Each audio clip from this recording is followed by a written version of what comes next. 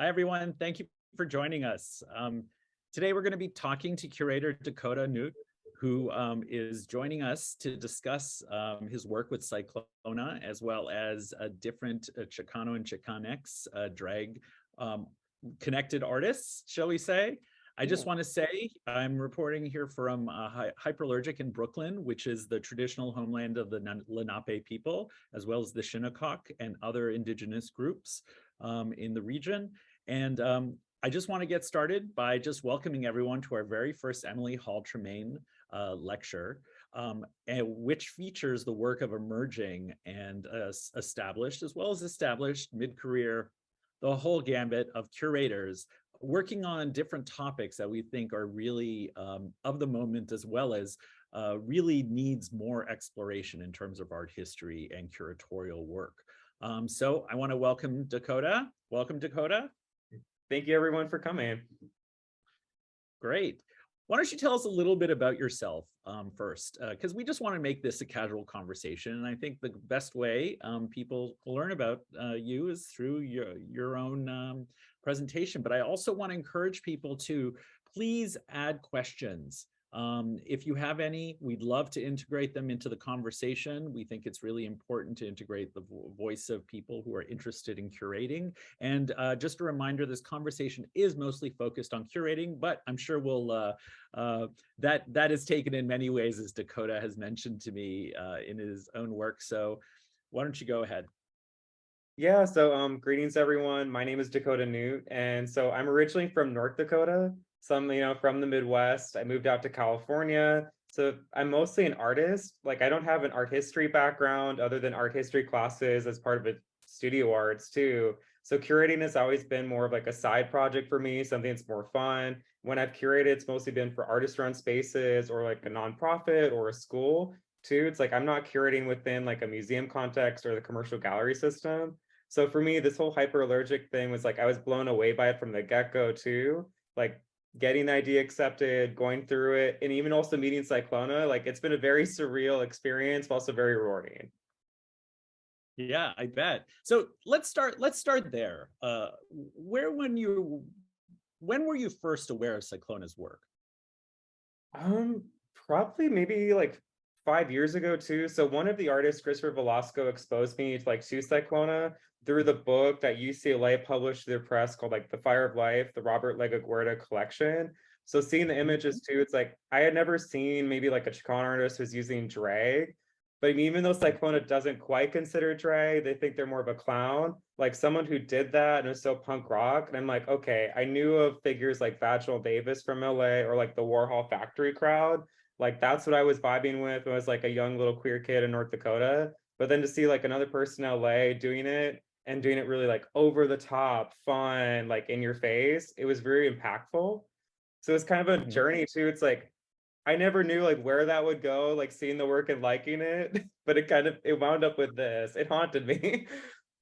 That's right. So now, why don't you define for for the people attending, like, what do you define a curator as? And what were some of the stereotypes you had before you started curating? Yeah, I mean, I guess like a curator is anyone who puts together a show, but that can mean anything. I mean, since I'm coming more from the art side, and I guess like other people here also artists, oftentimes like we're the ones like curating ourselves, our friends, our community together, like bringing it, making things happen. Like we're the very kind of grassroots building up too. For me, I've always had the association of like curators or more of that art historian background is like more formal than what I do. Too, like there's a different process, or maybe also trying to sell work too. Right. I'm like, what is that? Yeah. Well, I noticed that even in your articles and your exhibition. I mean, there's this idea of this pastiche, this collage that you like to put together, as well as this kind of like this lack of hierarchy, or at least that's the kind of, I mean, am I picking up right? I mean, is that something you're using in your own process? And can you explain why? I mean, it also kind of goes back probably to the artists I selected too. It's like maybe someone who's more formal from a background like art history or coming from a more like working in a museum wouldn't have picked the same artists because a lot of them are very young in their 20s and 30s. A lot of them don't have a master's either. Like some do or in the process of it. Some of them had an undergrad, some of them had community college, but then I kind of wove them together and linked them together. and like, okay, these are people I found online, met in real life. I don't know, it's like other articles too when I was doing my research, like maybe if they were linking up like Latinx performance art, they kind of cut off with like Rafa, like artists who are already very established right now. They were kind of going then to younger artists, like what's kind of coming now after in the moment. Got it. I didn't And follow so, the rules. yeah. So why don't we look at some of the articles and some of the Yeah. materials so we can talk about that one by one. Okay, cool. Start that. Great. So this is, let's start with the first article. Why don't you tell us a little bit about this article? Yeah, so this was actually a really cool thing. It's like my original idea for this whole project was kind of paying thanks to Cyclona because I'm like, I couldn't think of another figure that's like them within LA, especially for like Chicano artists too, like being very out there, doing drag, even messing with like an art sense too, because Right. like they're not trying to be pretty with it. There's elements of glamour, but it's also like over the top, it's exaggerated, like they're a performer too. And like, okay, instead of referencing Cyclona like just within the history of Osco or like just within that history of like performance or happening time, like why not be like Cyclona is the start of something, right? And all these artists are kind of coming after. It also kind of gives power, like hopefully some kind of younger artists seeing this too. It's like no matter where they're at can vibe with Cyclona's work, because maybe Cyclona's work has been kind of neglected. Oh yeah, so the Yeah. first image is by Patsy Valdez of Cyclona, which I was like, oh, I love this image, just the color of it. Yeah, can you tell me a little bit about that? Like what's so for you, what's one of the interests in this image? Because obviously you led everything with this. And Yeah. what is it that it captures for you that you think other images don't?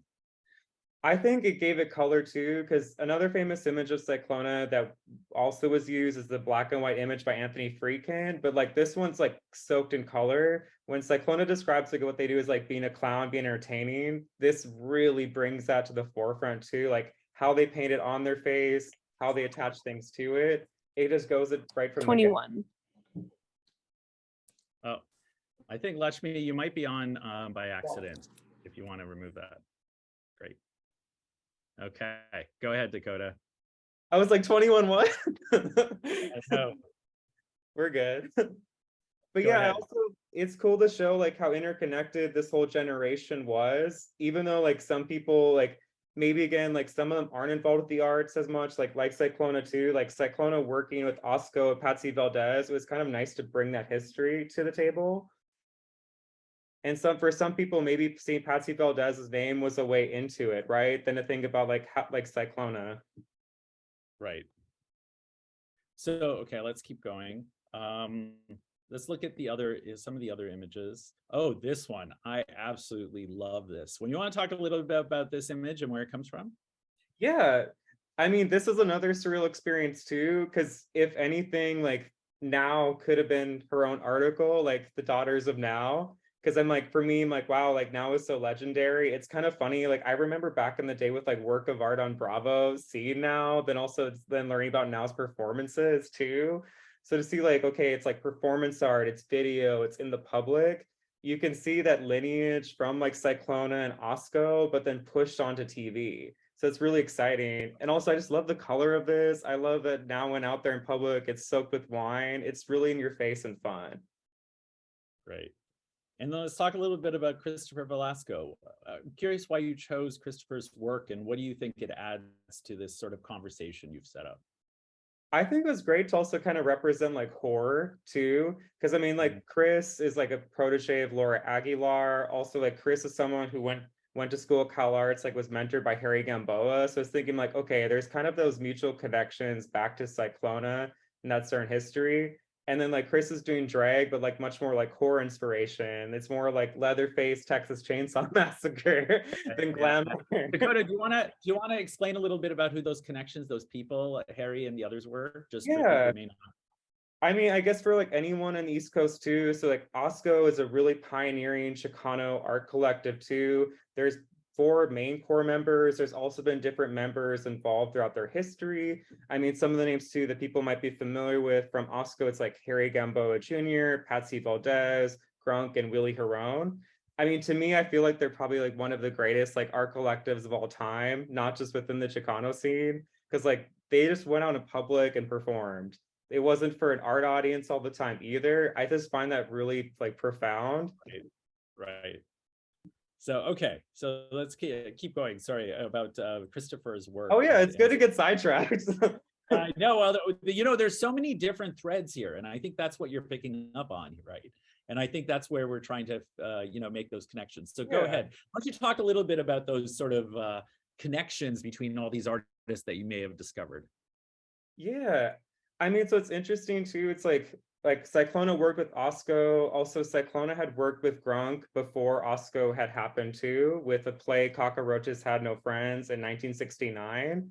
So it's kind of thinking like, oh, it's interesting. All this stuff is bubbling up on like the West Coast in LA and East LA at the same time that many people may be more familiar with like the Warhol factory scene or like Divine John Waters, the Dreamlanders too, that like, okay, like East LA has its own version of it. Got it. So, and then this piece, I mean, this is pretty fantastic piece. Do you want to talk a little bit about this and the artists, as well as the use of the two names, or Yeah.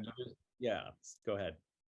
So I really love this piece too. I'm so glad that it was able to be shown on Hyperallergic because like it's just a really beautiful piece. So the artist Juan Silverio I met Juan through Chris. So like they knew each other when they went to school at UC Santa Barbara. So like Chris was getting his master's, Juan was getting like their undergrad. So there's kind of mentor mentee. And then like so like Juan was kind of coming to their own as like a non-binary artist. So you kind of see in the work like where they're becoming like the Venus of East LA.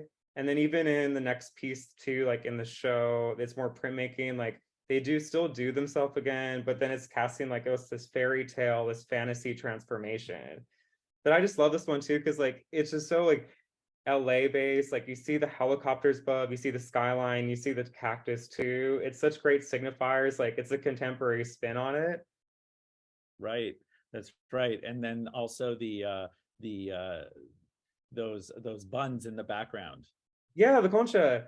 I mean, The it's kind concha. of random too. There's another connection back to, I guess, like Harry Gamboa and Grunk with Juan, because like Juan currently works as Lace as the exhibitions manager, and like Lace, I guess for people outside of LA, Lace is a nonprofit in Hollywood, Los Angeles contemporary art exhibitions. That's very historic for showing maybe like 5,000 different shows and artists Yeah, at this it's point. one of the primary sort of alt spaces, you know, in the Los Angeles scene. Yeah, and actually two of the 13 founding members are Harry Gamboa Jr. and Gronk from Moscow. Oh, wow. Yes, it all cycles back. It all does. And this was a reaction to the Venus by Botticelli, correct? Yeah, just recasting it, making a contemporary version, also using a different body type too for it. Absolutely. Okay, let's keep going down this list so we can talk a little bit more. So this is Jinx Prado's piece, which you also mentioned. Do you want to talk a little bit about this? Yeah. So Jinx is also another artist too, like I've met from like just being in LA too. So Jinx is more mixed between their Mexican American and El Salvadorian. So they're brilliant blending those colors into the figures that you see. They're also making these burlap figures with textiles, kind of exploring their non-binary identity, playing with gender in it too. So sometimes you'll see like this, where like there's elements of both genders, elements of neither, or sometimes too, they're making figures that like are more scarecrow-like, which I find really fun and animated. Yeah, absolutely. Okay, so now we're the collages of Juan Velasquez. Yeah. So tell us a little, because I mean they're pretty. I mean they're pretty. I mean they're really vibrant, and they're also like have this incredible graphic sensibility to them, and they seem to be centered on faces and bodies. So where's that coming from? And do you see that as a common sort of aesthetic throughout all these artists you're looking at? Yeah, I mean, something's in the water now, LA, I guess. But yeah, they're all messing with gender in some way, or the portrait too, because this is Juan's face mashed up together. Juan is originally like predominantly painting, but now they've kind of evolved like this in a digital collage too. So you're seeing the layering, and sometimes they're printing out like the digital image and still painting on it to interact with it and match the face up. I mean, if anything, I feel like the way Cyclona would paint his face, also mash up objects on his body, you can see it in this, even though the mediums are totally different. Right. Let's see. Now Jose Angel. Yeah. It's also really cool. So I guess the connection with Jose too, it's like outside of this, I teach at community college at Oxnard in Ventura County, and Jose was one of my former students. So Oh, this is kind of wow, really yeah. great, like bringing him in, working with him for this. But also too, I think like because I'm a community college teacher and I'm also maybe an outsider coming in, I'm like, okay, like why not bring in someone from Ventura County that's not in LA? No, that's great. So tell a little bit about like what does this mean for an artist like Jose, and what is it like? What's the what are the artists that are coming to Oxnard Community College? What are they sort of like? What are their ambitions as an artist and as a curator? What do you feel like your role is in helping them realize that? Oh yeah, great question. So yeah, a lot of my students too, it's predominantly like brown, Hispanic, Chicano too is the community. It's also again like more like working class students. Sometimes like they're living at most of them are living with their families, most of them are working too. We have a really great kind of, even though we're a super small program, it's me and two other art professors. Like it's really tight knit too. So we're building the students up. And so like Jose is currently getting his undergrad at UCLA, which I'm like really proud of. That's But also too, awesome. it's probably the first time he's ever been written about too. And maybe some of these artists too, it's like giving them that first chance to build them up and get that history there. Yeah. So now let's talk a little bit about those relationships you're setting up. And maybe we could talk about as we're talking to some of these artists, like how Yeah. did you find some of these artists? You mentioned Jose, now Frankie as an example. Like how do you, because often artists will always ask me like, how do I find critics? How do I find curator? I mean, I'm sure you've had this question a million times Yeah. too. And I always think it's great to sort of demystify that process a little. So let's talk about Frankie's work a little, and then I'd love for you to add that as well. Oh yeah, that's great. Frankie is someone who's going to for school right now, like the master's. He's getting his master's at UC San Bernardino, which is pretty far from LA. If anyone wants to Google Maps that, it's more out towards the desert. So again, like Frankie was another person I met through Chris, like because Chris had done studio visits there. I met Frankie, seeing the work, then shared it with me because my own work, which I guess I'm using the Zoom background, is very colorful and animated, and then Frankie's is too. So like right from the get-go, I was vibing with the references. Like we're watching the same cartoons. Right, right. That's great. And then why did you choose this work? What is it about this that seemed to fit in for this exhibition? I kind of like that it brought in like using found objects too, because like some of the art artists, like they're messing with gender and more of like, okay, they're translating and matching around the face. Because if Cyclona was using found objects on the body, like taking fake flowers, throwing the hair, throwing other things, that's what I was getting more like with Frankie bringing in, like, okay, I'm going to bring in toys, bring in this, bring in the mask.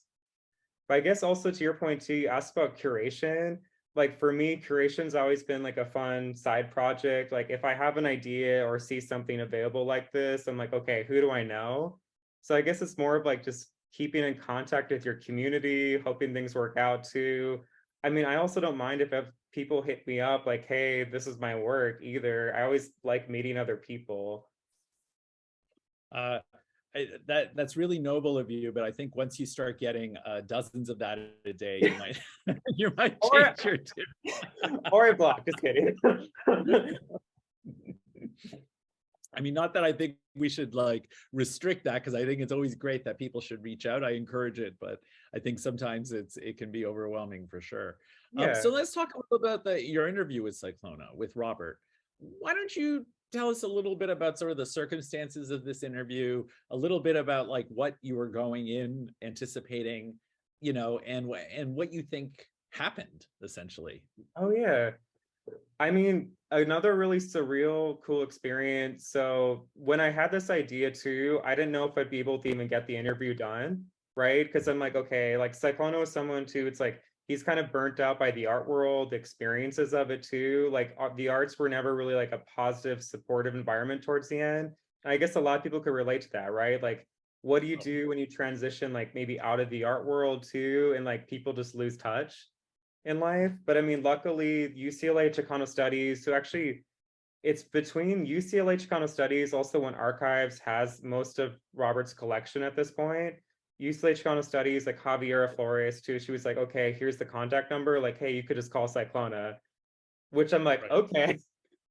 So it's like, it went from like a really great initial reaction to, it's like, Robert called me back right away. It was like, hey, I'd love to do this. And then it was just kind of going from there. I'm like, it made me reflect a lot too about art making because like Cyclona is like very anti-commercial. For them, like Yeah. art was something just to do, go out, be an experience. Like one of their greatest quotes is like, I am perception, perceive me as you will. It's like being that image in someone's mind and not really selling them on a physical object. It was really kind of refreshing, very candid in a lot of ways too. Yeah, no, I bet. I mean, so okay, why don't we do a little, because I'm realizing some people may not know Robert's work. So why don't we do Yeah. a brief bio for people, like where's Robert from? Where, you know, how did Robert start making art? And then how are some of these art world connections you mentioned? How did they form?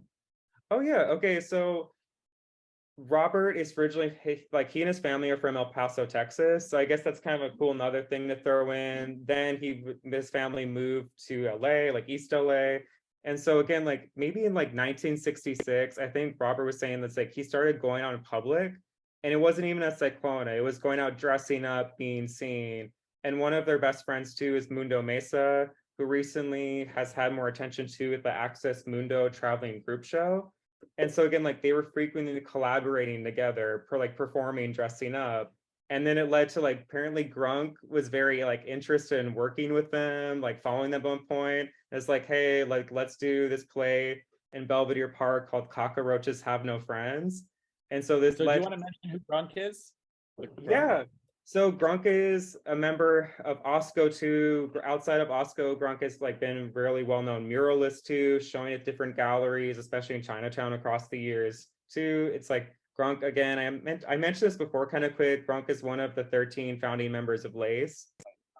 Lace, I mean, right? if anything, Grunk could be another figure to do this on. Yeah, yeah. No, I think we were talking about another figure. So when you mentioned Grunk, I just wanted to make sure people had a short bio so they can Yeah. also kind of connect with that, who that is. So okay, so now okay, they made this connection. Now they're still living in LA at that time, correct? Yeah, so I mean, and well, Cyclona's kind of going back and forth over the years, sometimes briefly live in different places, but most part they've been in LA. Cockroaches Have No Friends kind of took off like that night too. It's like where like the gang members there apparently rioted with like pretty much how queer and sexual it was, which I find is really cool. But then it also led to like Cyclona, that name Cyclona come from the play. And so Mhm. Robert embraced that name kind of going forward just to become Cyclona, like use it, take power with it. And so it's interesting, like Robert wasn't even the first Cyclona either. Apparently the actor, the little boy, and like Fun with Acapulco with Elvis could have been Cyclona. Wow, really? Yeah, I love which is that. kind of Okay. interesting. So now what was sort of the peak of Cyclona's sort of like involvement in the art world? What would you characterize that as? I guess probably through like the 70s into the 80s too, or like the biggest years, especially so like early 70s, either working with Osco, momentarily kind of coming in and out, doing happenings and performances. Also, one of my favorite performances from Cyclona is at Cal State LA. So it's like they Mhm. did this whole marriage performance at Cal State LA too, which I just find really punk. Like they didn't ask anyone for permission to do it. It's almost would be like the West Coast version of, I think Jackie Curtis from the Warhol crowd also did marriage performances kind of around the same time. So do you want to explain it a little bit for people who may not know what the performance was? Yeah, so showed up to Cal State LA and had a marriage in full kind of this like art drag, full paint too, like full white face too, not caring about the reaction from anyone there, just like them kind of joining in, gawking at it. I mean, just I love the fact that Cyclona was never afraid to like give art to people who might not even know what it was. There's Love like that. no prepping for a Love that. reaction. Love that. So okay, so now you're characterizing into the 80s. So when did he become sort of disenfranchised with the art world? I mean, I think that slowly happened too, because it's like also like Cyclona's always been very politically active too. I mean, they've been involved with Viva, this group former like Latino, like gay and lesbians too in Los Angeles. So sometimes they weren't just doing art, they were also being politically active. And then just over time too, especially as AIDS hit, a lot of Cyclona's support system sadly had died too. Like Mundo Mesa is another casualty of it. So again, it's just like I think this is really sad too. It's like, what do you do when like your community is dying and like you're going on? Like Was the energy still there to be an artist too, especially like when Mundo Mesa had collaborated with Cyclona so much, like just made so much work together. Yeah, absolutely.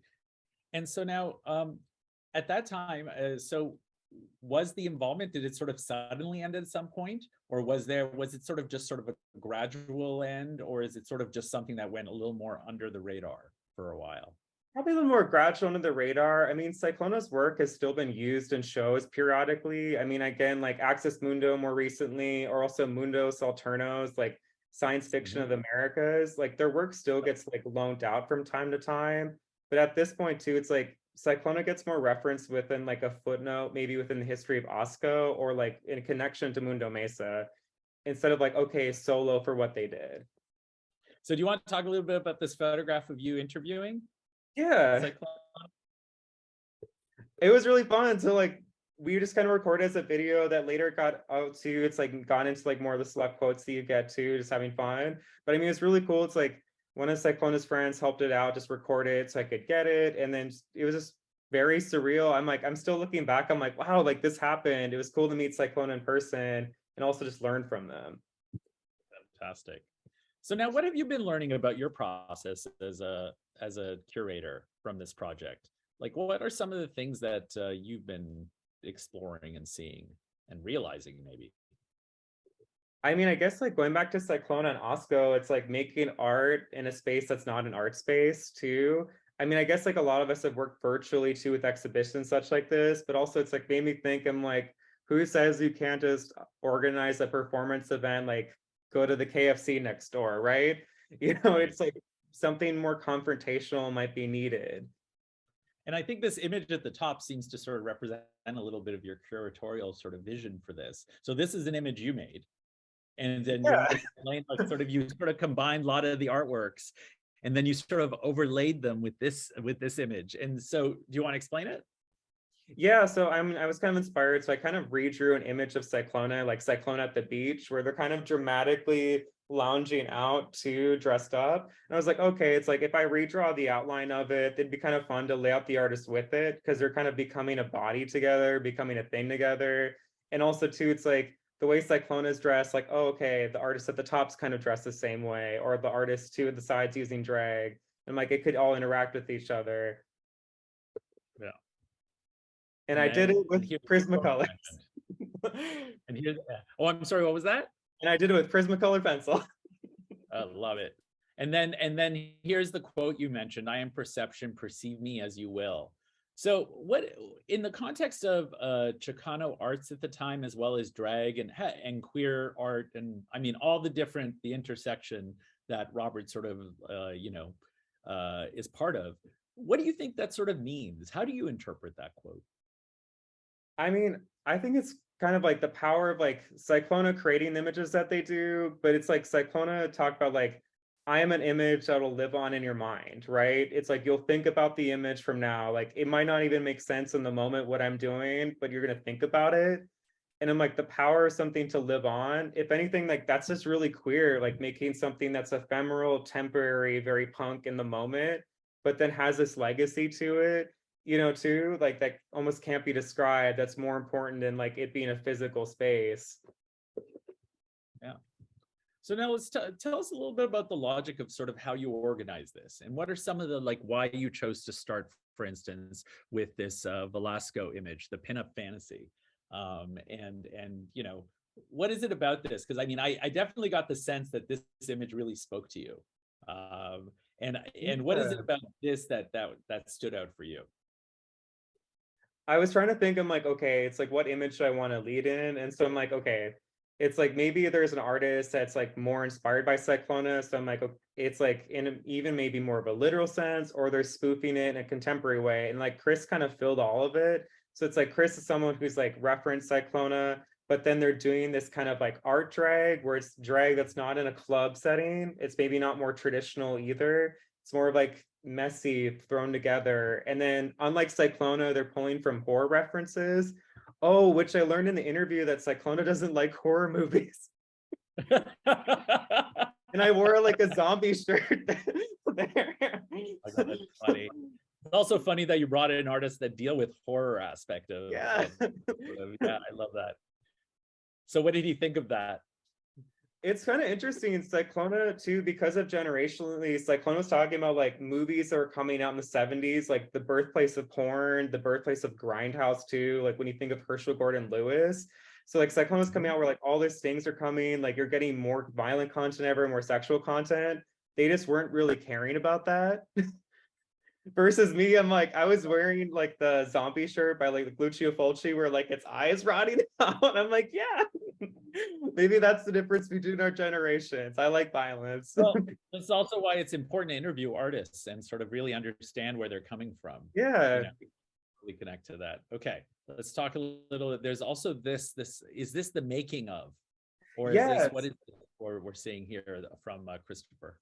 Yeah, so Christopher uses tape to kind of construct the face, then making it up, which I find really distinctive too, because oftentimes like when more traditional drag uses tape, it's like it's very select. Maybe it's pulling the hairline in certain places, maybe it's attaching like a wig line, maybe it's also attaching earrings too, like hiding it. It's not just straight up taping the face and throwing paint on. I mean, if anything too, it's like I think of like a contemporary thing, like the 2000s, like Austin Young documented like the Tranimals with like Gerber Jones or like Squeaky Blonde, like that could be another kind of segue, like interesting thing like this. But I'm just thinking of that now. So Yeah, absolutely. And this is two images by Jose from the same video work. Do you want to explain the video a little for people who may not have a chance to see it, and why you chose these stills specifically? I really love the just emotion from it. So in the video, like Jose kind of makes himself into like mother and monster, almost playing this like telenovela across 9 minutes. So they're giving birth to this baby, then they're also drowning it in the bathtub too. I just like the mix of violence, humor, but also sadness, like really acting it out. If anything, it kind of also, I mean, it's also campy. It's also yeah, pretty it's campy. fun. Yeah. I mean, it's a baby with like a painted face on it. Well, like an Antichrist. It looks like an Antichrist baby or something. Yeah. I mean, maybe it needed to be like true. I'm just kidding. Yeah, absolutely. It's a And I feel like baptism. that's absolutely exactly. So here, you know, some of the I like the Jose's sort of list of influences, because it also shows a little bit of the kind of the different sectors of the cultural field that sort of as part of this. Were any Yeah. of these references, did any of them surprise you? I mean, I guess too, it's like I always be open-minded to like what an artist references. I don't care what they're going to be referenced to, but I think curators, like especially maybe if they're curating something Chicano, like I don't know if sometimes maybe they're always open to like Chicano artists also just referencing popular culture. Like Cyclona was talking about being influenced by like rock and roll music from the 60s and like the Beatles, the British Invasion. They're not just referencing like Mexican culture or the Chicano community. Right. The references are broad. So yeah, Jose had that too, like the power of Grace Jones and Keith Haring. So did that also come up with other artists, Grace Jones and Keith Haring?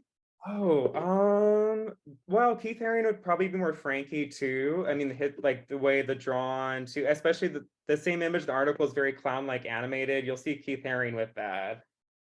Right. So, and then this is the given over to want. Tell us a little bit about this, because this feels almost like a documentation of a performance or an aftermath of a performance. Is that correct? Yeah, so it's a performance that now is done before, but kind of restaged, reinterpreted, reinvented for the Broad too. So I always like that now I always kind of reinvents based on location. That's like you're getting different reactions. Because I guess unlike a lot of the other artists, like now has had really different experiences, like living in not just LA now, but like the Bay Area, New York, the East Coast. I really like that. Okay, someone who maybe is like Chicana, it's like they're moving around the country, interacting with different groups. And I love how now can always make a great image. Yeah, I'm like, it's striking. A+, done. A+. I mean, they're just like, whoa, okay, I get it. And here's another painting by Juan. So now I guess let's talk about these images together a little bit.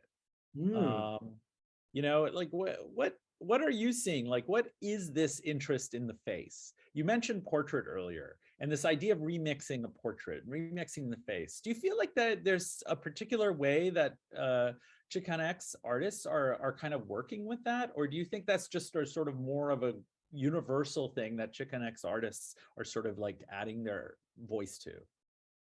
I mean, it might be also a broader queer thing too, because I'm thinking of like again, like maybe Christina Coral's paintings recently. I mean, there's definitely other artists like in the moment who are stretching the body, manipulating it. It's almost like body horror meets, representational painting. There's very experimental. So again, like it's something broad happening now too. It's like like the era of like the selfie and social media, that artists aren't almost comfortable representing themselves like as a photograph would take it. Right. Well, I mean, I can also see, because it's sort of like in the era of social media, the idea of the distortion is much more attractive, maybe. Yeah. I don't know, for different reasons, because we're sort of so used to seeing each other's faces so much. Facebook won't tag them automatically in the games.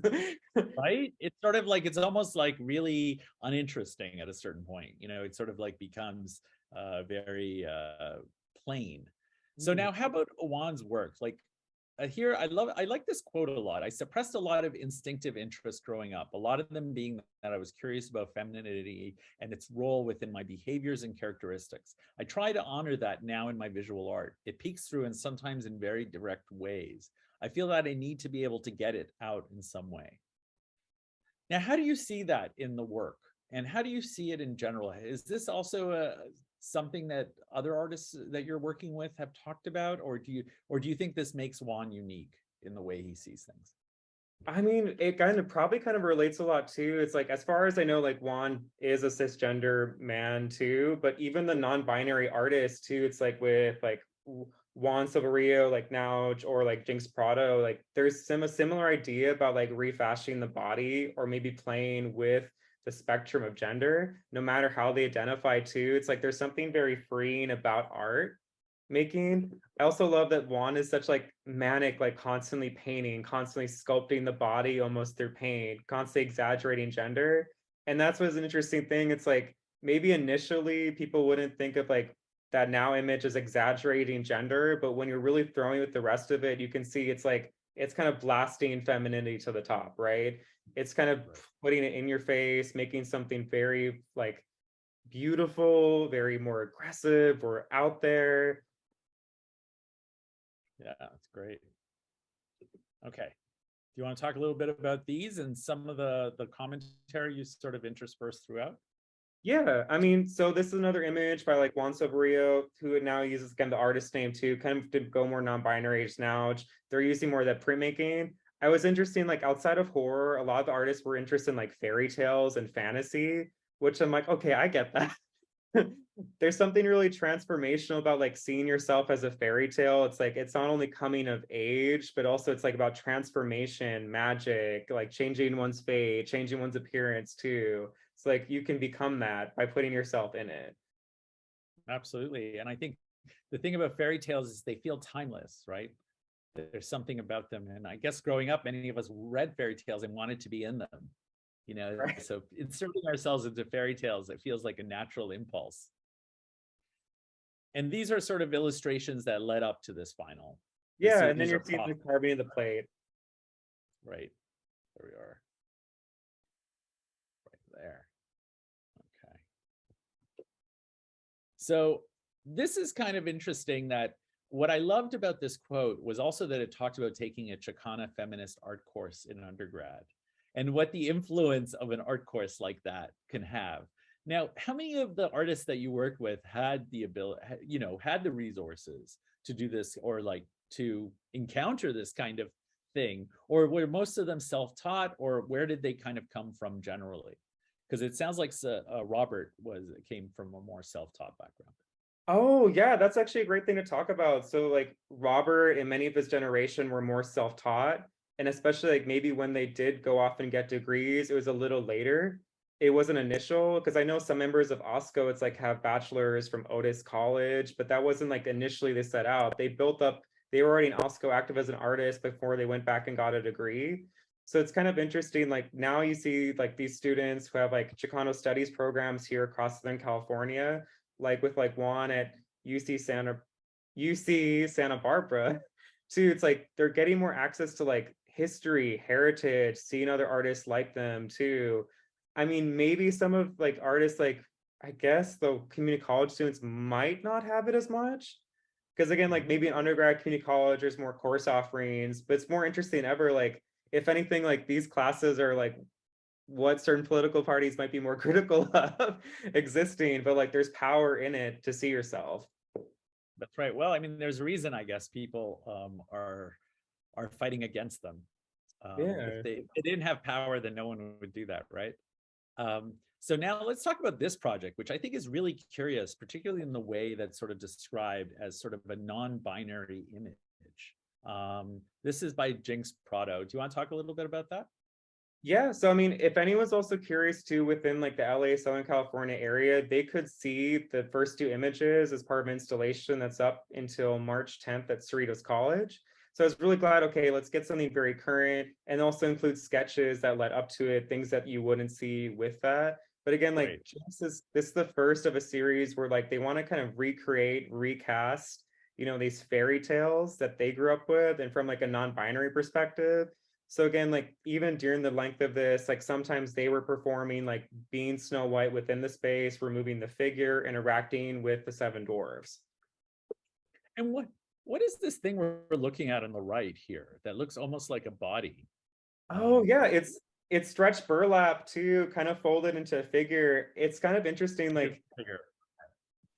Jinx's other work outside of us too, sometimes the burlap has been even more deconstructed. So again, you're seeing almost like this skeletal, this remain, this like hunk of a body, the suggestion of a body there. And then again, like when it's presented like it, I mean, it could be any gender, it could be any species too. There's something kind of like freeing when it's very ambiguous. Right. Makes sense. And now this one, Frankie's work, because I thought this was, I mean, this painting is so happy, so joyous. It's sort of, but it also captures a little bit of this kind of the aesthetic. So now, how is this connected to the other artists? Yeah, I mean, I wanted to end with a smile. Like, but yeah, Cyclona, again, like Cyclona considers himself a clown. And even if I was saying some of the other artists, like, oh, there's like a horror movie reference, they're still having moments of like humor, wanting to laugh, wanting to engage. And so, like, I guess it gets more blasted up here more literally too. It's like there's the references from like animation, cartoons. It's very playful, very joyous. Like, gender's fun in this. Right, right. And here's another quote about the art of self-portraits. Um, and can you tell a little, talk a little bit about the references you chose to include? Yeah, I mean, I thought I would kind of shout it out too with like, again, back to Cyclona, getting the book, the catalog essay that comes with it from UCLA. I mean, if anyone wants it to, the book is still out there. It's still in print. You're not going to have to really look hard to track it down. It includes images of Robert's work, also includes an essay kind of giving the history of that time period within it. So again, like you'll get to see stuff that's beyond just like kind of the more drag aspect. Robert's someone else that collects a lot of like objects, finding like this gate, like Chicanismo, this Chicanx history within it. And also too, I wanted to shout out Anthony Freakin for the gay essay, just like how important it was, not only since I used it, the image of it for the one-on-one interview with Cyclona, but just because like you'll see images of Divine in it, you'll see like Holly Woodlawn, different drag figures. You'll get to see like how interconnected everyone was in the 60s and 70s. Right. So I hear that Cyclona has a little bit of a beef with John Waters. Is that true? Oh, yeah. Apparently. So what Robert, I think Robert said that John Waters stole some of his act or something. Is that what it is? I mean, which I won't confirm or deny. But also, who I love knows? it. It's like it's hard to go back with history, like when things started. I mean, if anything, through this, I guess like before all of them, like Mario Montez and Jack Smith happened or more early mid 60s, right? Right.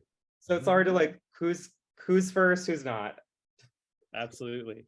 So what did you learn about this experience, Dakota? And in terms of your own curating, like what did you think that you were really able to explore in a way that you hadn't been able to before? I mean, it's kind of crazy. I don't know if I really saw myself as like, oh wow, it's like I could do this until I got and was thrown into it. So it's kind of confidence building, also just learning about like hyperallergic.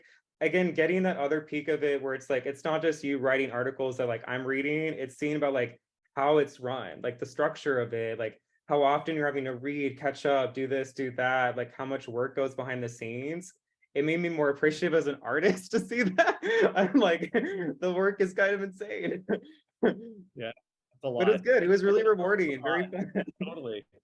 Totally. So now how about in terms of like online exhibitions? What do you like? Is that something that you've done before? Because this is sort of like the first time, I believe it was the first one you've done. Is that correct? I had done one before that was kind of more simpler than this, very stripped down, where people could print off and like print off the images too with artists. And so I kind of modeled it where like I was printing it off and mounting around my house and using like dolls as the gallery people for it. But for this, Right. like getting also more of like that history into it, like pushing my writing skills for hyperallergic was kind of exciting. And I was like, okay, also learning copy editing. It was great.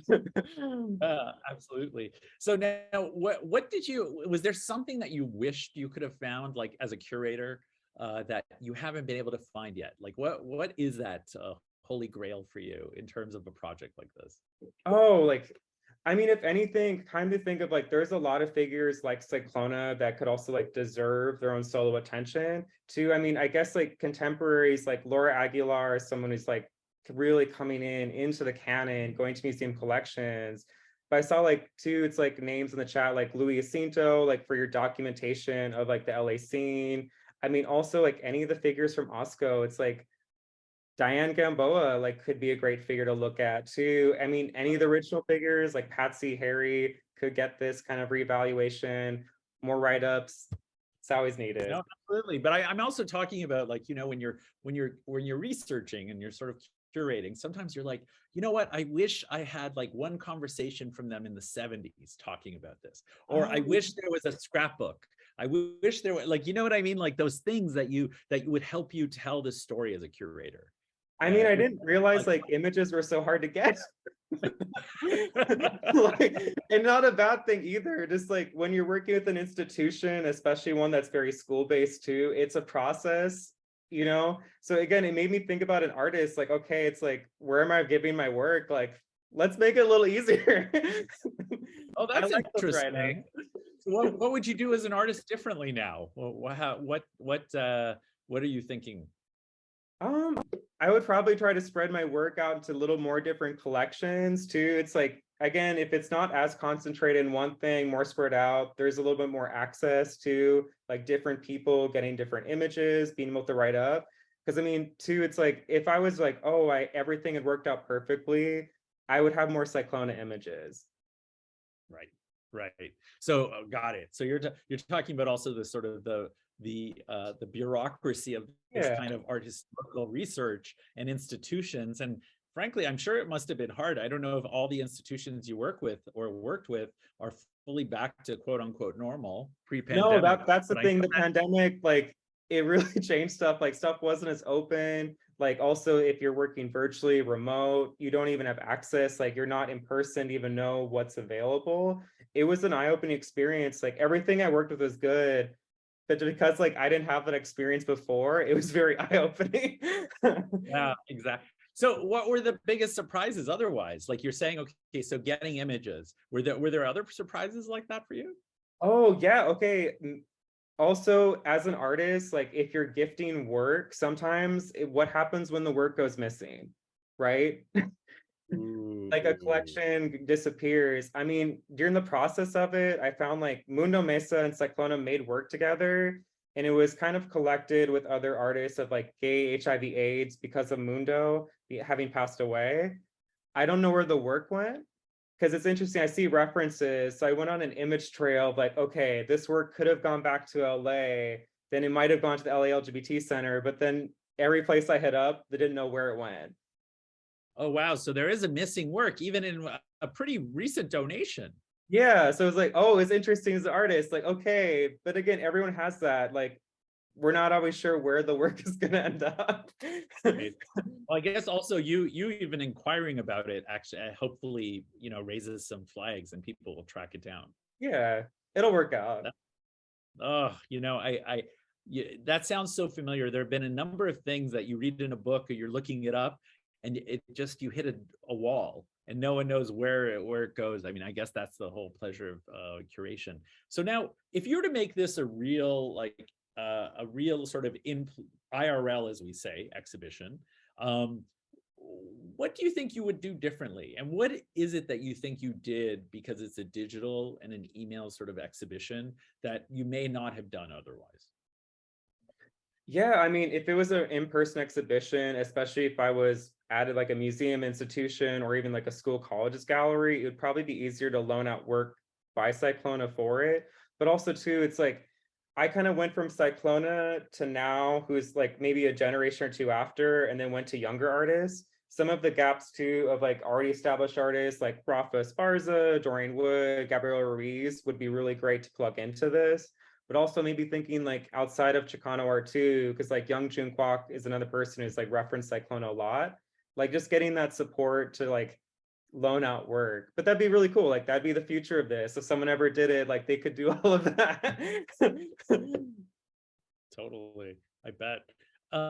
So if there are any other questions, just let us know. We're going to continue talking. So now you, in total, were there artists that you wish you could include that you just couldn't figure out a good, like maybe this is a great opportunity to shout out their work, just so people can look them up themselves in case you couldn't include them in this show?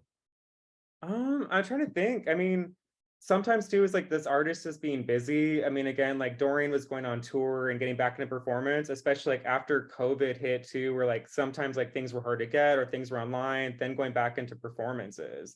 So again, like things maybe didn't quite line up, which is totally fine. It was kind of a weird time, especially with the holidays and Christmas, whatever, too. It's like, okay, where are we all at? So has Robert ever sold a work? By the way, I forgot to ask that. As I'm not sure, again, like I don't know too. It's like the work is currently at UCLA, like Chicano Studies and One Archives, and sometimes it's been loaned out. But in terms of like a commercial gallery experience, it didn't seem like Robert was ever interested in that, which again is Got it. something different too with some of the members of OSCO, because like Gronk has definitely had that kind of commercial gallery experiences, but then some others haven't, right? Or maybe like they sell and then it goes in waves of their career, like people forget, people get rediscovered too. It's kind of interesting. Like Robert kind of more slowly like went out of it too and lived his own life. Right. And also people show, and it doesn't necessarily mean they're selling. Yeah, it They're, doesn't. It doesn't mean anything. I mean, that doesn't at all. So, um, where do you think that tendency to sort of be anti-capitalist, or in Robert's case, comes from? Like, what is it about the work? Because I think every artist that sort of makes that decision, and there are a number of artists that have, Yeah. it usually comes from like either it's an ideological, or maybe it's just something about the aesthetics of the piece or the way they want it to circulate in the world. Where do you think Robert's comes from? Rock and roll in the 60s. I mean, how politically volatile that whole time is too, coming from that, like keeping that spirit up. It's like Robert's like, okay, let's go out there and do this. It doesn't matter if it sells or what it is or how it gets received. So like Robert has always had it. Robert's always had that kind of youthful energy, even in person too, where it's like, Right. yeah, rock and roll, let's do it. So it's like an indie kind of like sort of an indie vibe to sort of like, I'm just going to get it out there and see what works and what sticks and what doesn't. And also too, it's like even if like let's say Robert had been like, or even the members of OSCO like early on the 70s had been like, okay, hey, let's sell this work, let's pursue those options way back then. They probably honestly would have been shut out because like most of LA, like as the gallery system was slowly growing up, it still was really white. That's right. Makes sense. You know, they would have been denied a lot of these opportunities initially. Like it took many of them years, like decades, to even get those gallery experiences. Makes sense. And so now in terms of the work that that Cyclona and the work body of work there, how big is the body of work? Because I guess I feel like I keep doing research and I can't, because all these projects seem to be very diverse and they're sort of interconnected, but I'm not quite sure how many bodies of work there are. Do you have a sense? Okay, for sure. Because initially through my process, I can't give you a specific number on it, but I mean, there's at least maybe like 100 to 200 photographic images. There's also collages, other ephemera. So again, this was the thing. I'm like, I got to see part of this talking to UCLA, but it just didn't work timeline wise for me to get the image rights for anything, which is totally fine. Because then I got contacted with Robert. But Robert too, it's like outside of it, Robert started collecting a lot of different objects like ephemera, like music, posters over the years. So there's hundreds of objects that kind of relate to more of a Chicano experience that Robert called the Gate Chicanismo en el Arte. So it's this big, huge collection of objects that aren't necessarily like photographs or like documentation performances. So it is huge. Like UCLA has like a huge archive of work. So do you think there's a queer part of curating? Do you think, like, what does it mean to curate with a queer kind of perspective, or at least, and also maybe to care for queer artists? Yeah, I mean, I guess I think about it a lot too. It's like I probably show more queer artists. I mean, specifically with this, like it was all queer artists too relating to it. But even when I've curated straight people to like more of a mix of shows, I probably brought more queer and trans artists than a straight person would. Too, I always think about that. I mean, also, I don't care having that bias. Why not?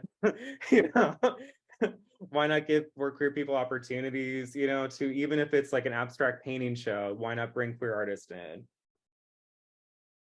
So now, anything you want to add? I think we've had a rich conversation. We sort of feel we were able to showcase the work you created for the fellowship. Anything you want to add that you think people may want to know about your work, curating, as well as Robert's work? I'm trying to think what else like to end it on too. I'm like, curating doesn't have to be like as hard as you think it is. Like you should just try to do it and learn from it. Like put yourself out there, no matter if it's curating from your studio or like a studio apartment or your artist studio too. It's like build yourself up, support other artists, create those opportunities. I mean, the worst part is like fear. And maybe that's what to learn from Cyclona and Osco is like just put yourself out there. Great. Well, thank you, Dakota. Thank you for being the first Emily Hall Tremaine Yay.